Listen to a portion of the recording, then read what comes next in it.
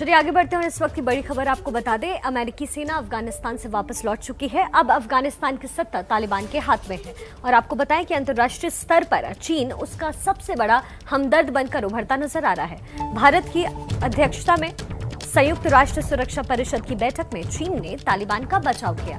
अफगानिस्तान पर यूएनएससी में प्रस्ताव पारित हुआ है। 13 देश इसके समर्थन में थे, जबकि चीन और रूस ने वोटिंग में हिस्सा नहीं लिया। चीन ने तालिबान को आर्थिक बंदिशों से राहत देने की मांग की है। ताजा जानकारी लिए प्रणय इस वक्त हमारे साथ जुड़ रहे हैं। प्रणय, क्या और जानकारी सामने आई है इस बैठक को लेकर? देखिए, संयुक्त राष्ट्र सुरक्षा परिषद की ये बैठक भारत की अध्यक्षता में हुई थी, क्योंकि 31 अगस्त के साथ भारत का कार्यकाल भी समाप्त हो रहा है बतौर अध्यक्ष संयुक्त राष्ट्र सुरक्षा परिषद में। और इस बैठक में एक महत्वपूर्ण प्रस्ताव पारित किया गया, जो था कि तालिबान की जवाबदेही, खासतौर पर जो रेजोल्यूशन 1267 है, जो कि डेजिग्नेटेड टेररिस्ट और टेररिस्ट ऑर्गेनाइजेशंस के खिलाफ है, उसके मामले में जवाबदेही तालिबान की अफगानिस्तान की तय की जा सके, इसको लेकर प्रस्ताव था। हालांकि उसके ऊपर जो P5 यानी जो स्थायी सदस्य हैं, उनका भी खेमा दो धड़ों के अंदर बटा हुआ नजर आया। रूस और चीन ने इस वोटिंग से एब्सटेन किया, लेकिन जो बाकी 13 देश थे, क्योंकि सुरक्षा परिषद के अंदर 5 स्थायी सदस्यों के अलावा जो 10 जो अस्थायी सदस्य हैं भारत समेत, तो 15 में से 13 देशों ने इस बात का समर्थन किया कि तालिबान की जवाबदेही होनी चाहिए कि वो किसी भी तरीके से अफगानिस्तान की जमीन का इस्तेमाल आतंकवाद के लिए, आतंकवादी संगठनों या किसी भी देश के खिलाफ आतंकी साजिश या उसको अंजाम तक देने के लिए नहीं करने देगा। और इसके साथ वो तमाम चीजें जो कि दुनिया को सुरक्षा की गारंटी देती हैं, वो तमाम चीजें इस रेजोल्यूशन के अंदर डाली गई थी। लेकिन कुछ चीजों पर मतभेद, भाषा पर मतभेद के कारण रूस और चीन ने इससे एब्सटेन किया है। लेकिन बड़ा सवाल अब भी यही है शिखा, कि 20 साल बाद जो ऑपरेशन एंड्योरिंग फ्रीडम, जो कि नवंबर 2001 से शुरू हुआ था अमेरिका, वो आज 20 साल बाद, 2 दशक बाद तालिबान की एब्सोल्यूट फ्रीडम के तौर पर खड़ा नजर आ रहा है। तालिबान के लड़ाकों ने अमेरिकी C-17 विमान के उड़ान भरते ही सबसे पहले एयरपोर्ट के उन हैंगर्स में जहां अमेरिकी चिनूक विमान जो कि अफगान फोर्सेस को दिए गए थे, उनको अपने कब्जे में किया। तमाम बड़ा जो अमेरिकन इन्फेंट्री है, अमेरिकन जो आर्म्ड जो हथियार है, वो अब तालिबान के पास हैं।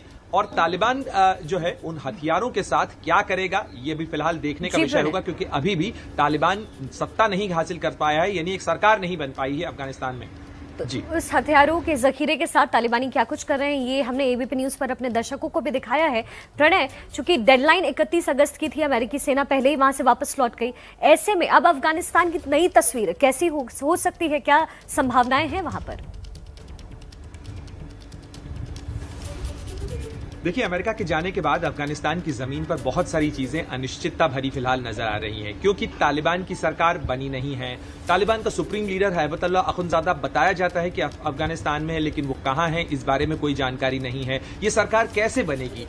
बीती रात ही खबर आई कि पंजशीर के इलाके के आसपास तालिबान ने अपनी घेराबंदी मजबूत कर दी है, यानी अगले कुछ दिनों में तालिबान की कोशिश होगी कि पंजशीर में या तो बातचीत के जरिए समाधान निकले या बंदूक के सहारे समाधान निकले, क्योंकि वो किसी तरीके के रिबेल को नहीं होने देना चाहते हैं। तो अभी भी चूंकि अफगानिस्तान बहुत सारे जो एथनिसिटी है उसके अंदर बटा हुआ है, यानी पश्तून जो कि तालिबान डोमिनेटेड है, उनके सामने ताजिक, हजारा, जो उज़्बेक हैं, ये तमाम कम्युनिटीज हैं जो कि करीब 48% आबादी का कंपोजिशन है। और अभी भी सबको साथ लेके एक इंक्लूसिव गवर्नमेंट बनाने की बात जो तालिबान कर रहा है, उसकी तस्वीर, उसका फॉर्मूला स्पष्ट नहीं है।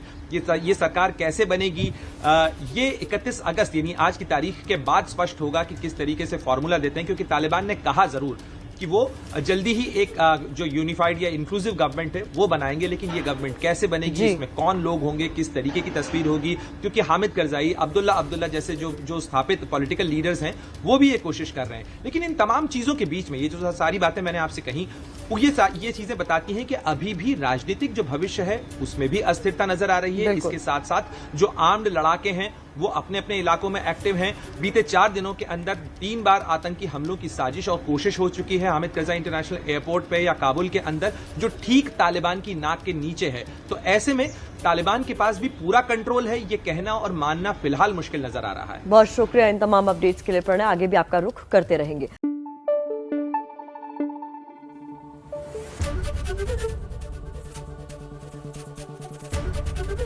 एबीपी न्यूज आपको रखे आगे।